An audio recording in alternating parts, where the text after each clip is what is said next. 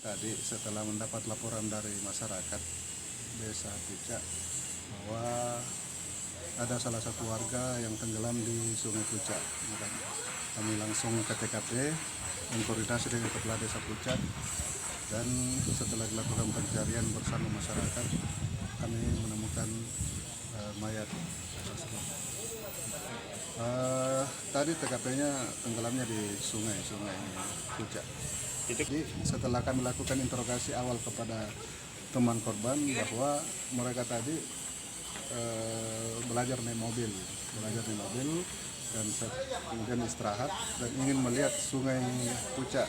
Nah, setelah di sungai dia menyeberang, ternyata anak ini tidak tahu berenang, terpeleset di batu dan dibawa arus. Anak SMA Pak? Anak SMA. Mereka bertiga ke sungai, namun yang tenggelam cuma satu orang, yang satunya sempat tertolong.